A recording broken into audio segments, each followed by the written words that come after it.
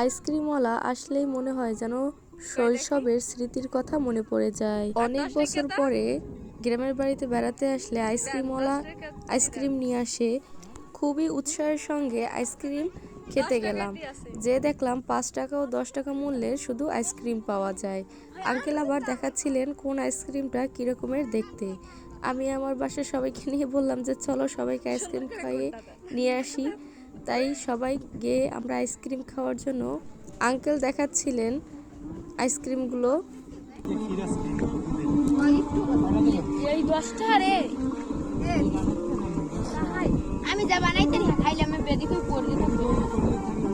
আঙ্কেলের কাছে যেহেতু 5 টাকা ও 10 টাকা দামের আইসক্রিম ছিল শুধু, তাই আমি এখান থেকেই কিছু আইসক্রিম তাদের জন্য নিলাম, কেননা তার কাছে অন্য কোনো আইসক্রিম ছিল না। শৈশবের দিনগুলোতে যখন স্কুলে যেতাম, সবুজ ধান ক্ষেতের পাশে বা স্কুল মাঠে বন্ধুদের সাথে গোল হয়ে বসে আইসক্রিম খাওয়ার সেই মুহূর্তগুলো ছিল আনন্দের।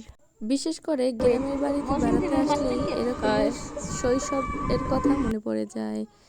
এখন যেহেতু গরমের দিন, তাই অনেক দূর দূরান্তে ডাল তুলতেছিল লোকজন, আর এই আঙ্কেল আইসক্রিম বিক্রি করতেছিলেন। 5 টাকা একটা না 2টা? 2টা দেন, 2টা।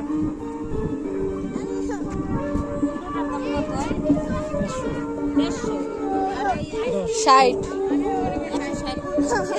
আর 10 টাকার সম্পাপড়ি দেন।